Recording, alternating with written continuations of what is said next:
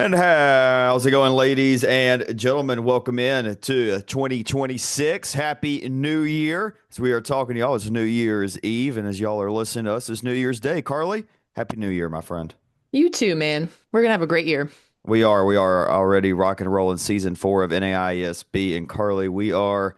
Let's just call it what it is. This is pretty hands down the best conference in NAI softball. If someone says, "Hey, I need you to introduce me to NAI softball," I'm gonna send them out to the Cascade tournament. Maybe where you're heading this year. Maybe we have not announced where we're going to be at for conference tournaments yet. Outside of obviously, I'll be at the Sun Conference tournament this year, unless I want to get fired. Then I may not show up, but I think I'm gonna be there. But yeah, the Cascade Conference, Carly, year in and year out, at least since we've been covering NAI softball, the top dog, and the top dog is Yeah. of course, or we should say the queen of NAI softball. So that's what we're going to call her now, and that is Jessica Pistole, four-time Coach of the Year and champion of the NAI.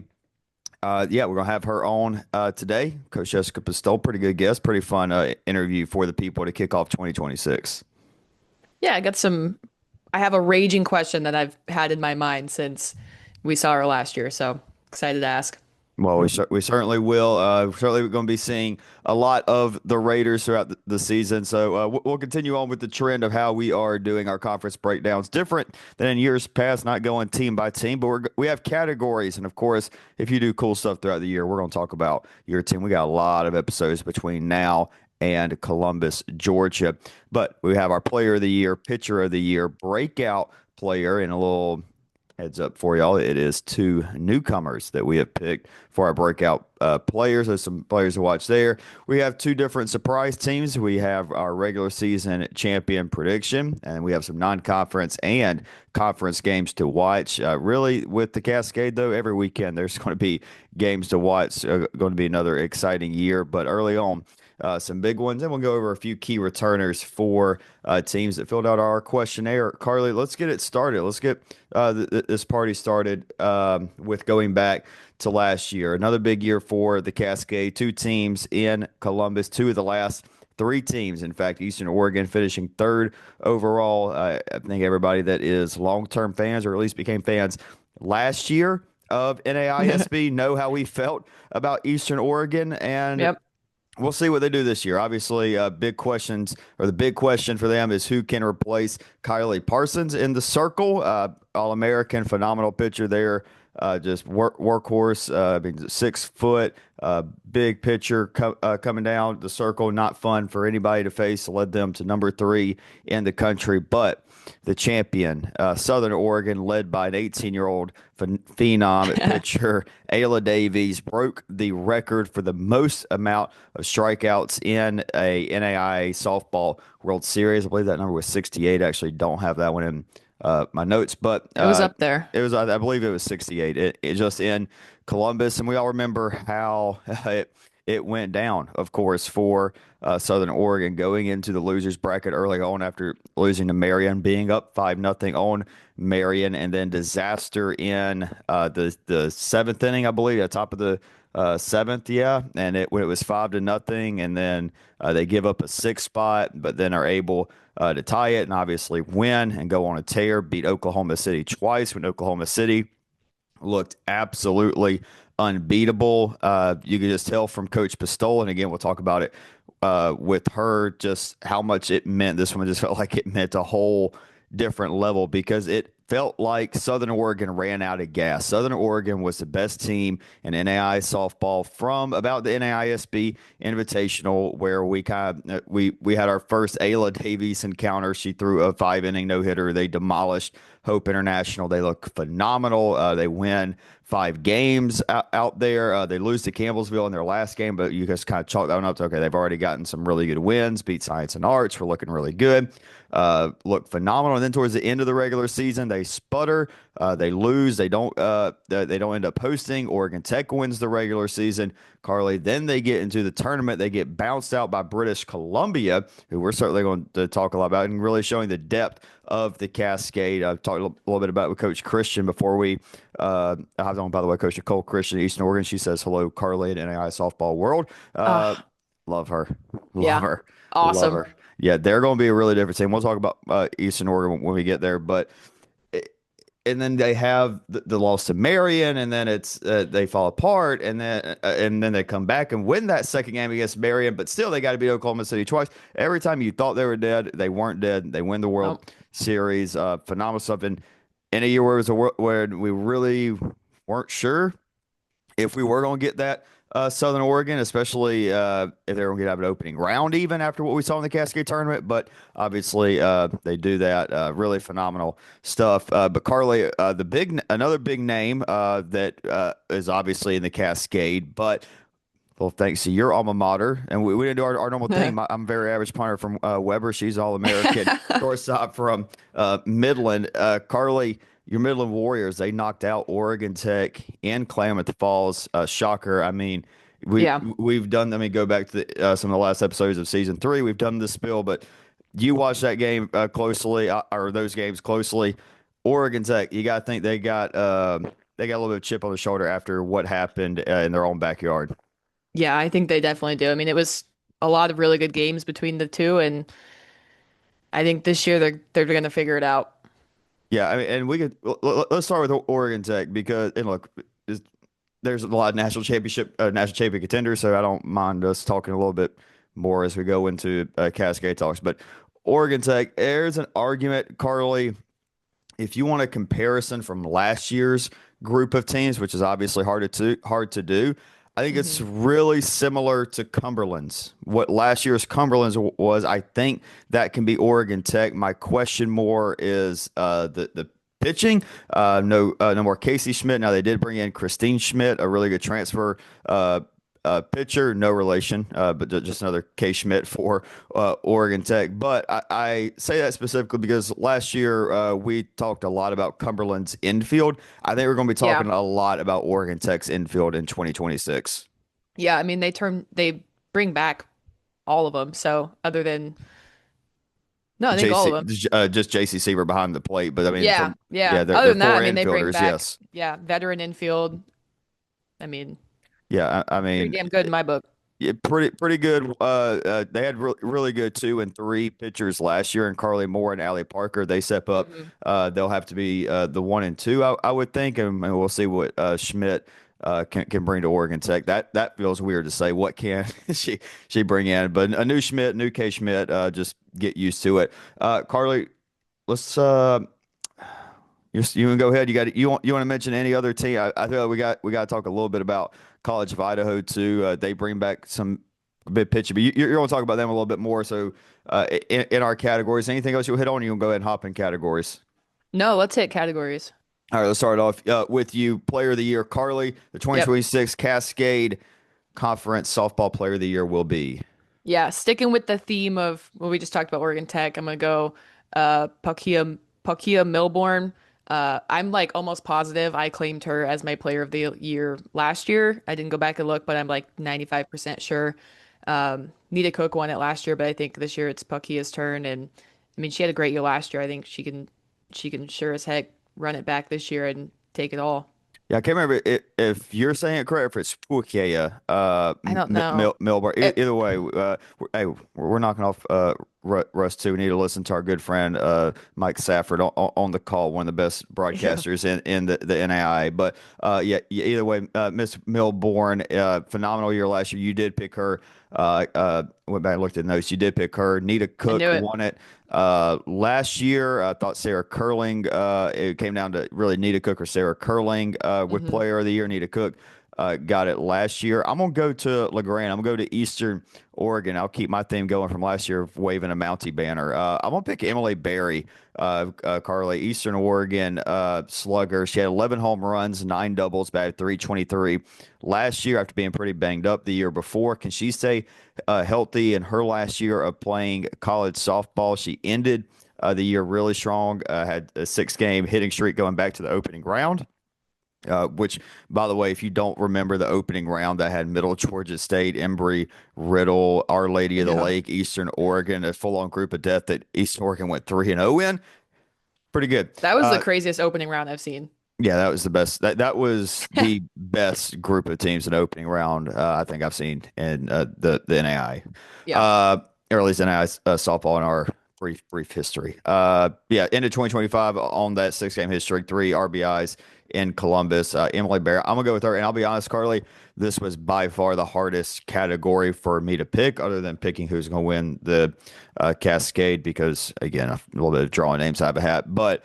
With that, I feel like you're picking from 3, maybe 4 teams who can win the Hmm. Cascade regular season. From this, there's 12 to 15 players, and I don't know about you. I was able to go I had very confident picks in my AAC Player of the Year and my AMC Player of the Year, the 2 episodes we've already done. Go ahead and check those out on our YouTube if you haven't. But Emily Berry, wow, yeah, she's a great. I feel like she's a great pick. I really like your pick of Puike Milborn. But you could go anybody in that Oregon Tech infield. You could Anyone. go. There's 3 or 4 names for Eastern Oregon. There's 3 or 4 names for Southern Oregon. I almost picked Grace Neer out of. I'm sorry, not Grace Neer from College of Idaho. Who'd I almost pick from College of Idaho? I had it down here. Madeline Powell. Madeline Powell. I almost picked her. Yes. Yeah, Yeah, that's who. she had a That's good who. year last year. Yeah, Grace Neer is someone who I consider for this next category, which is pitcher of the year, Carly. But I don't know about you. I'm not going to pick anybody not named Ayla Davies to win Cascade pitcher of the year. I'm gonna have to see somebody come and take that one from her. Yeah, I was right there with you, especially with Parsons and Casey Schmidt gone. I mean, it's Ayla's to lose. Yeah, and like there's great pitchers coming in. For player of the year, don't be surprised if it's uh a new name. I would not be Mhm. surprised at all. We're about to talk about 2 potential breakout players that are, I think, will come in and immediately make impacts. But there are several others that are new names that we'll hit a little bit on. But yeah, don't be surprised if there's a new face that comes in and wins Player of the Year in the Cascade. But yeah, I'm taking Ayla. I I almost went to Klamath Falls for this. I could see Moore. I could see Parker maybe for Yeah. Oregon Tech, but somebody's going to have to take it from Ayla. And there is a chance that it is her own teammate potentially, because my breakout player of the year is Lexi Ramirez, Southern Oregon. She's coming in from El Camino Community College. Carly, she went 30-9 with a 1.43 ERA, 215 strikeouts, and 235 and 2/3 innings pitched. She also batted 321 with 11 extra base hits. Our big question for Southern Oregon coming into this year, I believe they have to replace 7 of their 9 or 6 of their 9 in the starting lineup from a year ago that won the World Series, obviously. Lexi Ramirez can answer 2 big questions. That one, and also, can you get some help behind Ayla Davies so she's not throwing 300 plus innings again this year? Maybe she's able to do it. Who knows? But I think it would be better if you wanted to if you want to have her 2 more years after this. I think it would be helpful if you maybe got that down closer to 200 and 300. I think Lexi Ramirez helps do that, and she's my Cascade Conference softball breakout player of the year this year. Yeah, I'm sticking with the transfer theme here. I went Allison Baumgart, joining the Mounties this year from Lower Columbia College, middle infielder. Last season hit 508, 14 home runs, 10 doubles, 69 RBIs, 10 stolen bases. Just an absolute dog at the plate. And they got 2 really good players from Lower Columbia College. I had to choose between the two, but I'm rocking with Allison Baumgart. Yeah, they are going to be a lefty heavy lineup. Both of those from LCC, Allison and who was that other one, Lexi, catcher and third baseman. I believe they're both lefties. Don't hold me down. I'm pretty sure they're both lefties. Eastern Oregon, we'll see what they have in the circle. Like we said, they also bring in Malia Mann, a transfer from NIC, and then they have Camille Schmitz, who was solid out of the bullpen at times last year. Natalie Dimtrov as well. I mean, if they can combine and give close to what we saw from Parsons, this is still an elite team. But I also think the lineup is going to be much better than last year. It's already a good lineup, but I think this is going Yeah. to be one of the better lineups in the Cascade. There go one of the best lineups in the NAIA in 2026. Carly, your surprise team in the Cascade. Yeah. I went with College of Idaho. Didn't have as good of a year last year as we thought that they would, but they returned 2 from their pitching staff in Grace Neer and Drew Williams. Grace Neer had Kind of more of the work last year than Drew did. 61 in the third innings, 3.54 ERA, and 36 strikeouts. And then we touched on some of their returning players in the field. Madeline Powell, one of the bigger bats for them, the left fielder, hit 342 last year, 36 RBIs. Cameron Ham, her counterpart in the outfield center fielder, 358, 18 RBIs. And then you got Leah Zonisser, the first baseman, Audrey Sweet, shortstop, Hallie Campbell, the catcher, returning some very quality veteran players from their lineup last year. I think if they can figure out some of their pitching, they're going to be that surprise team in the Cascade this year. Yeah, it's almost like cheating. You're picking a team that was in the opening round last year. I'm picking a team that was also in the opening round in 2025, but that just happens with the Cascade because, like I Yep. said, I do think this is an elite conference. However, with all due respect, I feel like that there's a pretty decent drop off, and it's more just saying we got three phenomenal teams in Oregon, and then there's also British Columbia and College of Idaho who have stayed borderline top 25 teams. And let's not, or maybe I should say forget, but remind everybody that a couple years before NAISP, I believe it was 2019. Yeah, there was three of the four teams in the semifinal. And one of those was College of Idaho. And then you Hmm. had Southern Oregon and Eastern Oregon, or Oregon Tech, apologies. And then last year, two of the three teams, obviously, we're talking about it with Southern and Eastern. But yeah, all that to be said, I'm picking British Columbia. Carly Murray is a phenomenal pitcher. She's a great ace. They also bring back just a level of confidence. This team finished second in the Cascade tournament last year. They beat Southern Oregon. They beat Oregon Tech. That the championship game against Eastern Oregon didn't really go too well. Eastern Oregon flexed a little bit of muscle on that one, but they still made it to an opening round and played well in an opening round setting. British Columbia also brought in Tegan Harnett, who's a really good young shortstop who you could kind of put her in that breakout category or at least names to get to know pretty I did think quickly. about it. Yeah, I mean, she was on the Canadian juniors national team, a really good shortstop for them. Again, I think Carlene can anchor a pitching staff and a lineup that plays solid. I mean, they've done good things in the past. And yeah, other than that, though, Carly, you can't put one of the teams in the top 10 in the NAIA, which are Oregon Tech, Southern Oregon, and Eastern Oregon as surprise teams. Then you got College of Idaho and British Columbia. But hey, remember last year, Warner Pacific did beat Southern Oregon Yeah. once. So things happen. Regular season champion, Carly Fitzer. Who you got? Well, I went with Southern Oregon, the reigning national champs. I mean, all you got to say is Ayla Davies. Until someone can figure out how to get her out of the circle, and then possibly have to get past Lexi Ramirez, Yeah, they're and pretty they solid. they bring back a pair of infielders that I am a huge fan. Brooke Nordahl and Vanessa Lang are Yep. phenomenal. And I mean, Vanessa had one of the biggest moments in the Yeah. season last year. I mean, let's not forget this girl wasn't exactly. It was her first home run. Yeah, it was the first home Ever. run. Yeah, ever. And they're well. So go back that national championship game 19. Oklahoma City comes out, punches Southern Oregon in the mouth with bombs Back to back back to Jimmies. back, like 360 or not 3, but like 260, 270, like bombs. It's like, oh Lord. And then immediately they answer the bell back, and it's Vanessa Lang, who had a pretty big error that Yep. almost ended their season. That's a couple days before. I think she's going to have a big year. I honestly typed her name out before I put Emily Berry. I put Vanessa Lane, but then I think Emily Berry is poised for a double digit home run and double season and going to bat 350 plus, and that's going to lead her to a 45, 50 RBI season and player of the year. But Vanessa Lang is phenomenal. Ari Williams is phenomenal. Brooke Nordahl is phenomenal. Now, what happens with the rest of that lineup, and can they get it done in the regular season? I don't know. I'm still going to pick Southern Oregon just because why not? I'm just going to roll with them.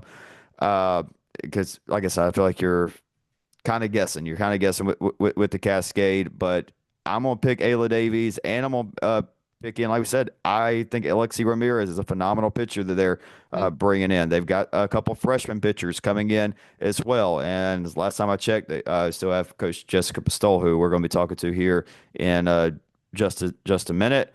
Yeah, let's both roll with Southern Oregon for regular season champs. Conference games to watch. Let's skip over non-conference. Let's go to conference games to watch. I mean, any combination of the teams that were in the tournament last year, really. Hmm. But Carly, let's just start it off. I mean, College of Idaho and Eastern Oregon play February 21st and 22nd. Y'all got y'all's calendars out? I'll give you 2 seconds to get the calendars out, or just Pencil it hold in. up. Yeah, I'm in College of Idaho, Eastern Oregon, 4 games between the 21st and 22nd of February. Then you have Eastern Oregon and Southern Oregon, the 27th and 28th. You have Oregon Tech and Eastern Oregon in April 24th and 25th, and then Oregon Tech, Southern Oregon, April 10th, April 11th. I mean, just however you want to cut it. I mean, it's going to be phenomenal. There's more, but I mean, that's just there's 8 days for y'all to watch 16 softball games out of the Cascade. There you go. As for non-conference, though, Carly, I mean, Southern Oregon heading down to Yeah. Oklahoma. Talk about the games they are playing in, not in the NAISB Invitation. I'm wearing the hoodie, second annual one, getting ready to rock and roll. By the way, we are going to have a great product on the field. A big shout out to Bill Gamala, UIC, for the NAISB Invitational in 2026. We have got 20 of the best umpires in college softball flying in, coming in. It's going to be a World Series level product. So pitchers, just head it up, but you're not going to get a very big strike zone in Shawnee. You're going to get a Columbus strike zone.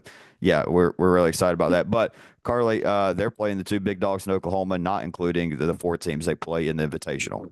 Yeah, kicking it off with a rematch of the national championship. The Raiders take on the Stars on February 19th in a doubleheader. A couple days later, they will head to USAO and play them on the 22nd. Two back-to-back gauntlets for Southern Oregon, but a great way to start your preseason and really see what your team's made of. Yeah, and sandwiched in between that, they got a doubleheader Friday the 20th against Benedictine and Missouri Baptist. And then on Saturday, they got a doubleheader with Central Methodist and Baker at Fire Lake. So they get four Heart of America teams sandwiched in, the two big dogs in the Sooner. So pretty big little It's a weekend big there for stretch. us. For so, yeah, you got to think they're only leaving there with a couple losses. They'll be pretty happy. But with that level of competition, I know it's all about getting your team shaped up. When you're Southern Oregon, I mean, there's some teams here, a couple that we mentioned, that a win over Southern Oregon or wins at the NAISB Invitational or across the preseason are going to be massive for them when it comes time to start looking at resumes for opening round. But as for Southern Oregon, these are great measuring stick games, as they were a year ago. Worked out well for them. All right, Carly, you got one more. Ah, College of Idaho and Embry-Riddle on February 16th. That's another one for your non-conference games to watch. Yeah. yep, yep. All right. I just want to double check one more thing, and then we can send the folks on into our interview with Coach Pistole.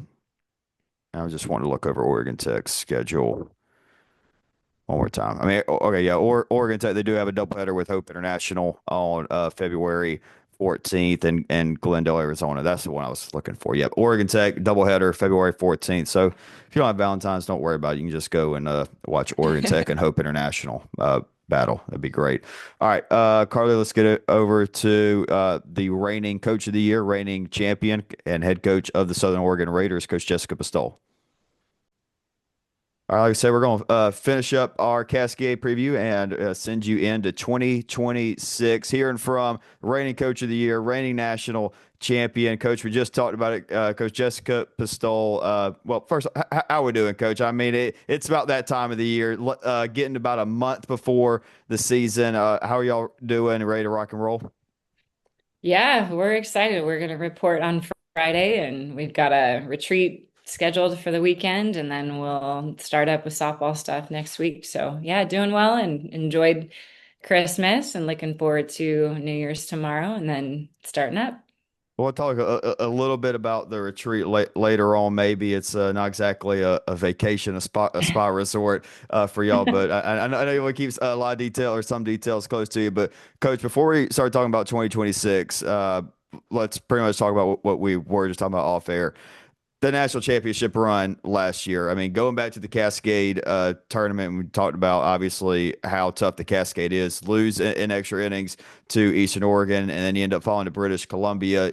Take care of business in your opening round, really strong opening round. You start the World Series off losing a 12-inning game against Marion, then rattle off seven must-win games in a row. The giving up 6 runs in the top of the seventh to Marion, come back and tie it with Faith Moultrie, win it with Sarah Curling, the Mhm. Gwinnett game, the Eastern Oregon game, the dominant Oklahoma City game, and then if we forgot, you get punched in the mouth in the game 19 national championship, and you come right back with Vanessa and then Ayla and everybody.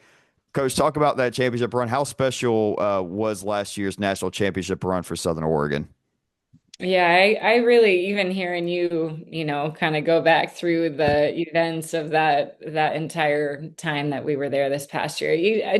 There's not really words. I mean, it was in a really special group and it was a super just incredible run, but it's really because of the people that we were able to do that with, and that the belief is just so strong. And being in a space where it took maybe it took that loss to Marion, that something switched and it was like us or them, like no matter who it was, and there is no way that we were going to concede that. And so anybody who was going to beat us was going to have to just come right at us until at the very last pitch of the very last inning, and it just, I don't know, it's like this other space that like a team gets to when you kind of hit that. And I don't know how to explain it, but you're not really like operating in reality. You're kind of in this like next level place where it's just you, and it's just all together. Like there's nobody else besides our team that's like in that experience. And so and I've been fortunate enough to experience that with some different groups. And this last year, I mean, it was just so cool to see what happened when we did take that first loss, and just to see the language we used, like the belief, the shift of like the yeah, like we're not going home. I'm sorry for all them, but we get to play, all these extra games together. I mean, that was just like we just embraced that and loved that part. Not to mention, when somebody said, "Oh, it's not been done before." I mean, I think those are like words that kind of like hit these cool places, and like the group of just gritty people that we had, that yeah, like it just was really fun to actually take that challenge and then see it come to fruition. You don't always get to see that, even if you're like mentally tough and you're prepared and all those things, and to see it happen that way. And for that group of seniors to finish with a championship, for our squad last year to finish with a championship, was just, it was, yeah, I can't really describe it, but it just still feels really amazing. Yeah, we'll get into it. I mean, very senior led group, and with that, there's a lot of new faces that are going to do come up this year. But Carly, you were in a similar situation. Well, first off, this was as a media person, Carly, this was your first World Series that you'd covered in person. 24, you were still out in Nebraska, but 23, when you were in the World Series, Mhm. you lose your first game, and you saw something similar. I didn't quite get seven in a row with Midland, but you No. saw it happen in person, with it being your first World Series. Just before you start asking her questions, talk about it from you kind of witnessing it, how cool it was as a former player. Yeah, I think for me, like when I was there in that World Series, from a player standpoint, it's just how you just want to keep playing with your team, and I'm sure that's what those seniors, told the rest of the team and how they felt. But yeah, it was so cool to watch your team just string it together. I do have a question. Was there something, someone said, one of your leaders, one of the underclassmen, something that someone said that you caught wind of that kind of started that 7 game win streak? I mean, I not that I can remember. It just was it was the way we talked all the time. And so like when we got to that place and we just took a loss, like we all looked at each other, and I don't know, like it was like we all just knew what we were gonna do. Like I can't and yeah, there were things that were said by multiple people, but Right. I mean, I think coming in after we got down 6 runs in that game against Marion, I remember Sam, our senior shortstop, and she just said, like, we know what we need to do. Let's go freaking do it. And like, we all just walked in like the dugout, and there was not nothing more to be said. Like, Yeah. we're not going to sit here and feel sorry for the fact that we just literally took 6 runs, like in the face. It just was like, all right, well, we know how to score a run. Let's go do it. And that was kind of the way that we approached the whole rest. Nothing was bigger than it was. It was like, I have no idea what we're doing after this game. Nobody was asking me. It didn't matter. Nothing. It was like, we know we're getting up. We're preparing for this team, this pitcher, and then I'll give you the rest of the details when we know them. And that was every day. It was just that way. So it was just that idea of being so present in our reality, which I know there's a whole nother, the rest of the world's going on in their own reality, but that was ours. Like that was our world for, those days. And I think that was the part that felt really special to just experience being so present with a group of people. And you have to be able to do that one game at a time. Well, I have another burning question that's been on my mind since I last saw you in Columbus. Does the national championship trophy count as a carry-on, or do you have to buy its own ticket for the plane? Oh, you know what? No, you just bring that thing on and every pilot and like You let people hold that thing? the airplane stuff, everybody is just like, okay, yeah, bring it on. Like there's no like checking anything. It feels really, yeah, it comes with us. And there's very special people that were holding it, and no, they did not let other people hold it. Well, Coach, someone who certainly helped you win that trophy, I'm sure, has got to hold it and wants to get at least one more, maybe two or three more in her time with Southern Oregon. Ayla Davies, obviously, what she did last year broke the record most strikeouts ever in a NAIA softball World Series. We've gone on and on about her. Trust me, in the first 25 minutes of previewing the Cascade. How's she feeling heading into her second year in your program? Yeah, she's doing great. She had a really good fall for where she's at. It's always something to have a great freshman year and then be like, I'm supposed to top that. How am I supposed to, and it's like you're not the same person you were. Like you're not supposed to be freshman Ayla Davies, and so she's just done a really good job stepping up and leading. The cool part about her, and sometimes you have, pitchers who maybe aren't, you know, they don't necessarily win the fit test, or they're not this or that, but they're pitchers and they do their craft really, really well. And the cool part about Ayla is she obviously is really good at what she does as a pitcher, but she leads in sprint, she leads in the mile, she leads in the things that are like hard, like she's not backing down. She's not big.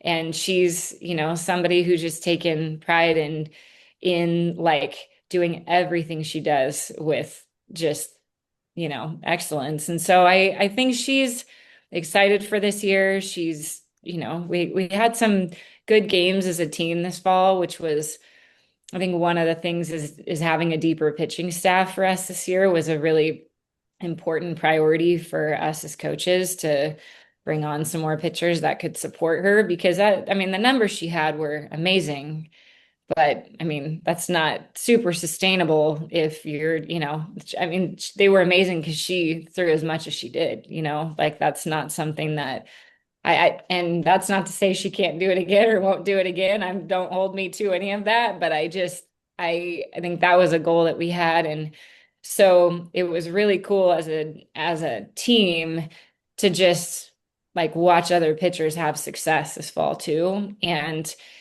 it was really awesome for her, to then get those big, starts, throw well against whoever, and then also have people who are throwing well behind her.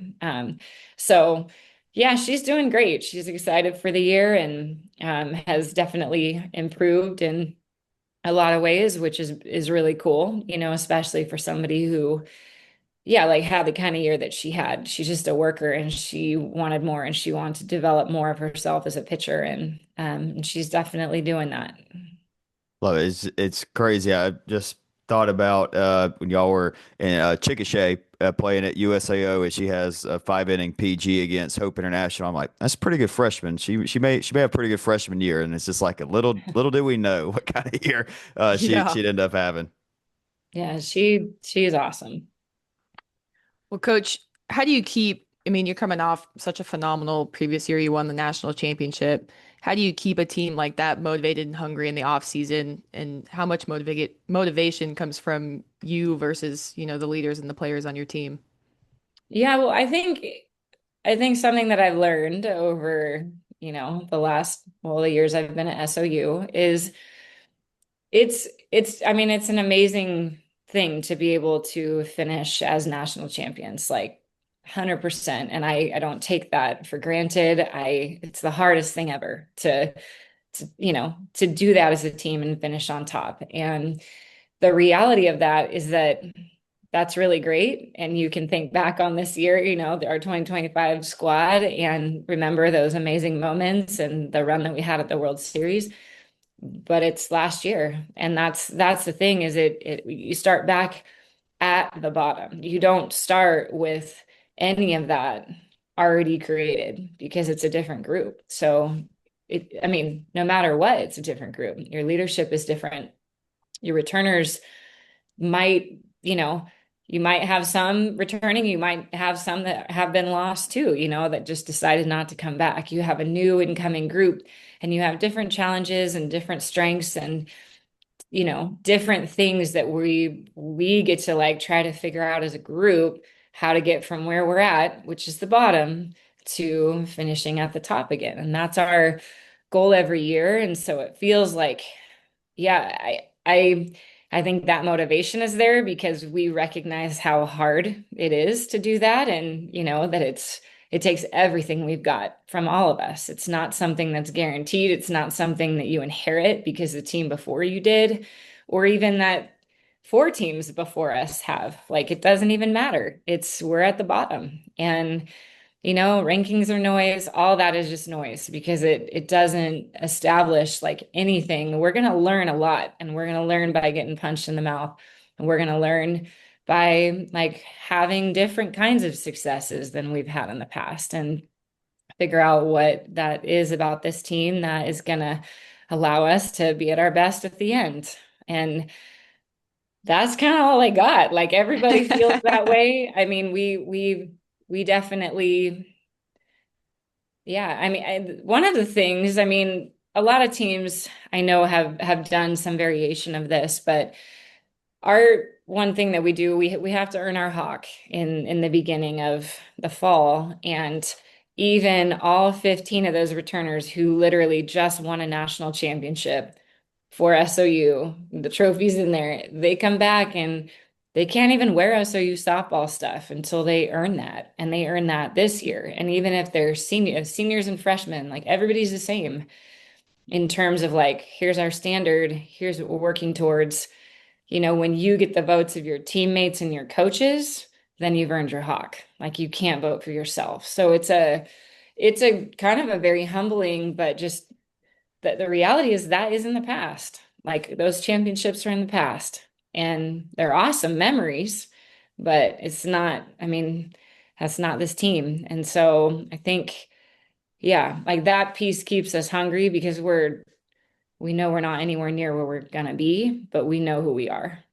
I So love that. I love you got earn your way back. Even if you have a ring sitting in your room, got to earn your way back, and y'all got to get playing pretty good ball pretty quick. I mean, starting off the season strong, but then also that trip to Oklahoma, you got two against Science and Arts, two against Oklahoma City, plus Missouri Baptist, Benedictine, Grandview, and I'm forgetting the fourth one. I should know it's my own tournament. But I know one more that we just talked about from the heart of Central Methodist. That's it, Central Methodist. I mean, you got 8 games there in Oklahoma. Because something you talked about really wanting to do this year was add some depth in the pitching staff. You did that by bringing in Lexi Ramirez, some other names too, but Lexi's one that really jumped off to me as far as newcomers in Ashland this year, transferring in from El Camino. Can you talk a little bit about her and what she brings to the circle, and also to the lineup, or if she will bring much to your lineup as well this year?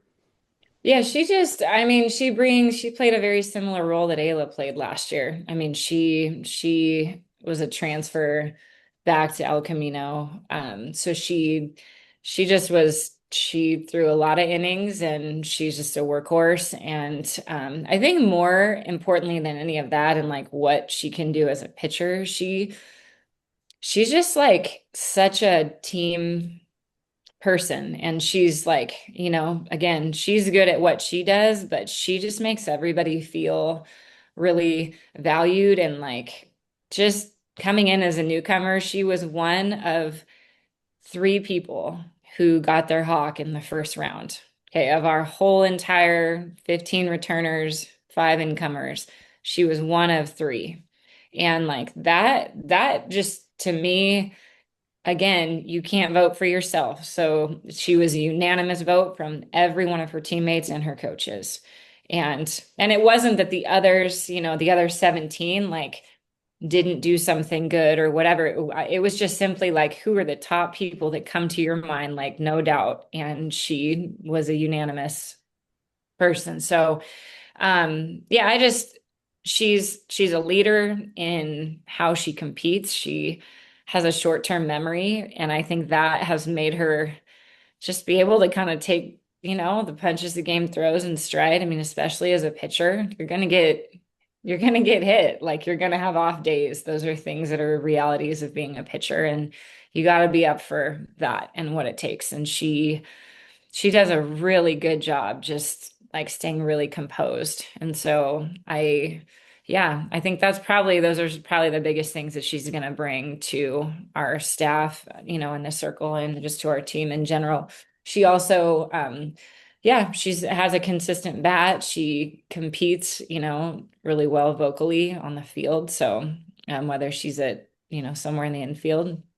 So yeah, she'll be a big addition for us this year. You said she was in that first round of voting, and what's going on right now with NFL and media talk is the round of Hall of Fame voting. Is the voting for the first round of earning your Hawk kind of similar to that, where it's like, all right, we got 25 names, but you only get five votes. You can only vote for five people, or is it like, hey, if I feel like two people earned it, I get two people. If I feel like 10 people earned it that first round, we can vote on 10 people. Or I'm just curious how that kind of first, second Yeah. round We've works. done it honestly different every year, but this year in particular, like, we didn't give them a limit. So we basically just said, like, and we gave them the list because I was like, I want you to actually think, I want you to know who you're referring to. And so, yeah, no, that they could have, all 20 had the ability to, be unanimously voted. And yeah, she was in that first round, and that says something about a group that we have that's returning, whether they've been there for this being their fourth year, or an incomer like she is. So no, she's awesome. Well, I'm And not sure. Oh, my bad, are Carly. Go they ahead. are they basing it off of like a week of practice, or is it, inter squad scrimmages? What are they basing their votes off of? Honestly, it's like we have a whole, I mean, we've got the expectations of earning your hawk, and there's like five different categories in it. Then we don't even allow them to vote for like a whole month or more. So 5 weeks maybe of practice, and then and scrimmages or whatever, and ruck and all the things that we do. Like, that's what comes into account. And so it's super clear. Like, nobody's going to be perfect. You're not going to be 5 out of 5 all the time in every Right. category, but it's like pretty, dang close in terms of 4 out of 5s and things like that. So I think it's just that the reality is it's got to be from your teammates and your coaches. So like, you have to take care of your own business, but you also have to have your head up, recognizing other people and what they're doing. Because if your head's down and you're not, building those connections, you don't you're not going to have any grounds of like even what your teammates are doing, and you're actually the only way that your team can earn their hawk.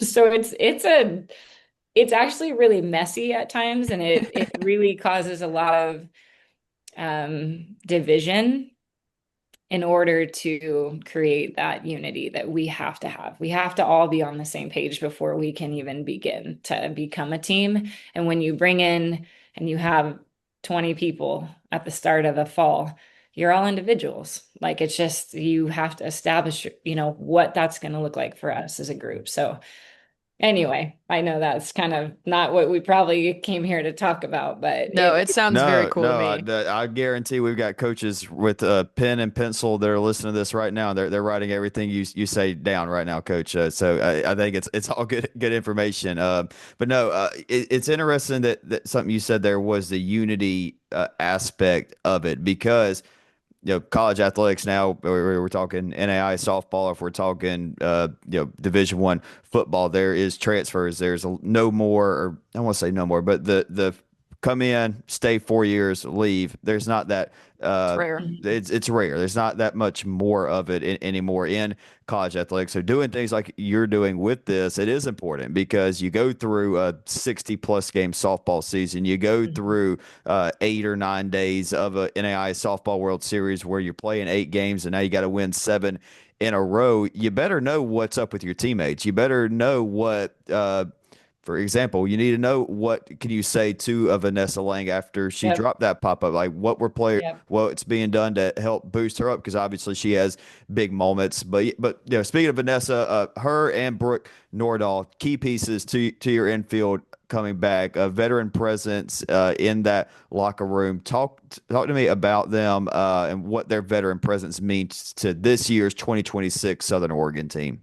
Yeah, I mean, they've been huge for us this fall. I mean, and they just are. It's really who they are. They're not people who enter a room with their mouth. I mean, I'd say Brooke is even more like kind of quieter, than Ness. And I mean, Ness as a senior has really stepped up and done more, of the vocal stuff that she even did last year. I think that feels a little more natural to her, but people respect them and they walk the walk. They're not just saying it, yelling at people or anything like that, but they have high standards. And I think what they bring is just the experience of being on the field in those big moments for sure, from the softball side of it, but just the consistency of just doing the little things and doing the right thing, like, and if they make mistakes, which they do, they're humans and softball players, they are just grinders and they recognize that nothing is going to be handed to them. They have to earn everything. And they believe that,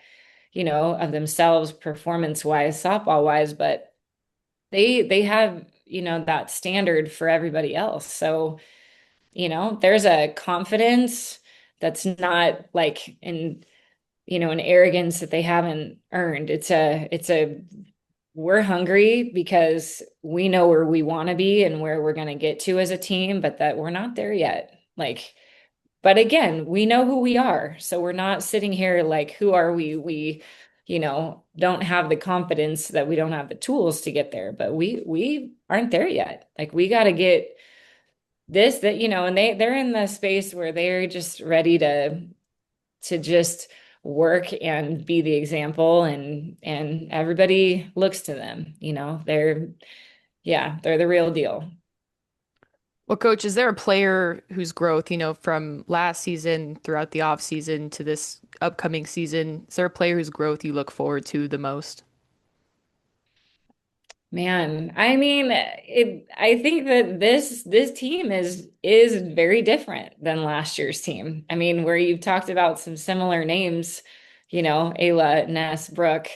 I mean, Kirsten's a rock solid person behind the plate, that, finished the season in that position. And so, those are important pieces. But I mean, there's a whole lot of people who got to experience what we were able to do last year who were hungry and chomping at the bit to play a different role. And, like just a lot of familiar faces in our senior class that aren't there this year. So it'll be fun to really see who, kind of takes on these different roles and yeah, I can't think of like someone like Right. specifically because I actually just think there is a group of them that for whatever reason, whatever role they played last year, they're in a different place this year and they're hungry for it and they want to be the ones out there. And yeah, with the consistency of like those leaders we've already talked about that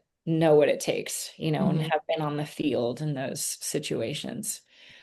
We're heading Well, into season 4 of NAISB, so it's starting to get that. And I'm sure you felt that as a coach, you've gone from remembering recruiting a player to shaking their hand on senior day and watching them graduate. So you kind of get it. But there's a lot of teams and a lot of players I could say this for. For me, it's going to be weird watching a Southern Oregon game. No Faith Moultrie, no Sarah Curley. I'm going to be like, Mhm. this is a little different. It's a little weird for me.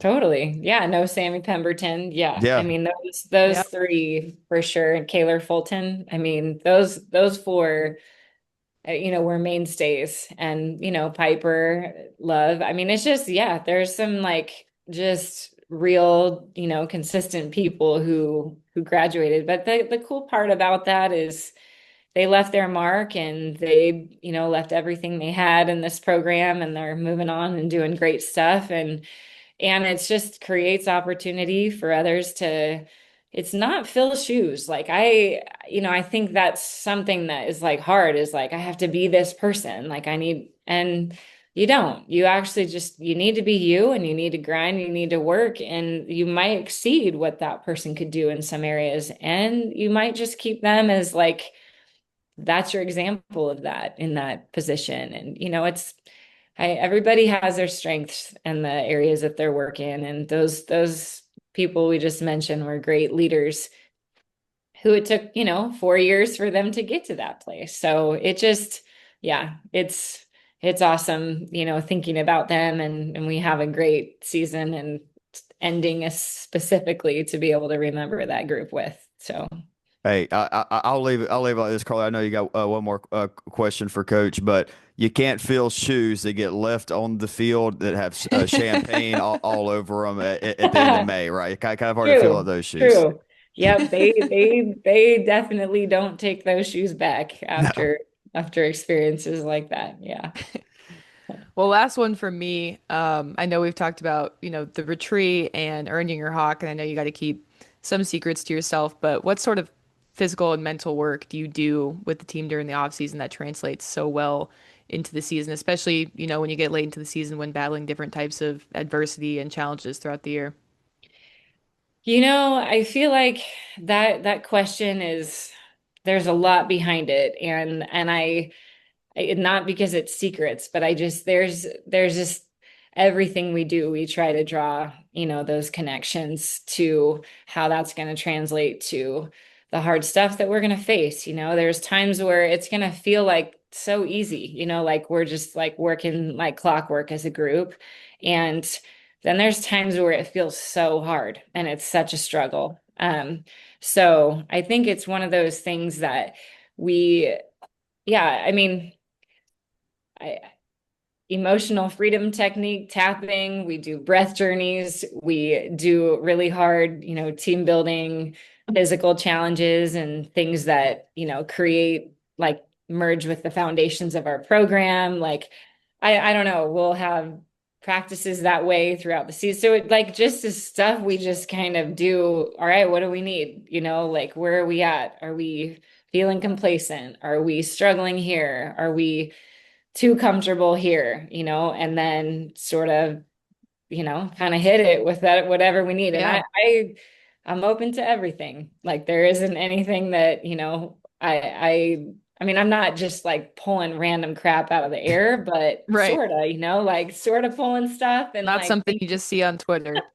no, but I think there's like space for that. I actually I think one of the things I know over the years, like this isn't something that I can do by myself. Like I have an amazing staff. And honestly, there's times where like as a leader, as an individual, I feel really just like stuck, like I don't know what to do. And I pray a lot for this group and I for every team, you know, every year. And I feel like just that's like when some of those things just pop in there and, you know, or variations of something that maybe worked in the past or something that's totally random, but maybe just is like what this group needs. And so I know it doesn't come from me. You know, sometimes it's my husband, like, hey, you got to do this with them, you know, and they're like, great. You know, every time I come to practice, I'm like, so Brian was telling me, they're like, oh my gosh, like waiting for it, you know, but it just, I don't know. This is way bigger than me. And so I feel like being able to meet the moment of what we need mentally is like the biggest part of it. And the physical part, I mean, we're all practicing a ton. So the physical stuff, but it's the physical part, you know, paired with the mental just preparation and like ability to process stuff that is really hard or maybe where we're stuck. And we yeah, we have some great people who've come underneath us and supported us and we yeah, we trust those people and if it's out of my realm, I'm lifelining them and you know so yeah I don't know that that answers your question at all but there isn't anything that you know won't get created if it needs to be. No, yeah. Every team's different, so potions got to change every year.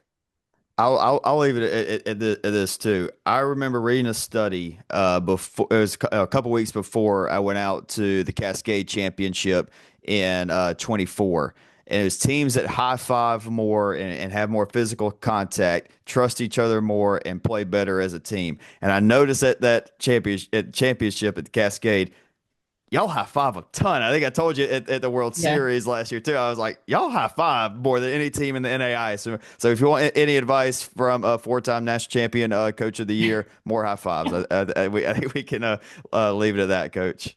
that's awesome. We do we love our high fives and our I love yous, all of it. Like we talk and act very openly with each other in that way. Awesome. Thank Well, you. yeah, coach. Thank you. Good luck in 2026. I'm sure we'll talk soon. Everybody watching, thank you for tuning in to another preview. We'll be back on Monday with the Crossroads. Yeah, the Crossroads leads. So go from the West Coast to Middle America. Have a great 2026, ladies and gentlemen.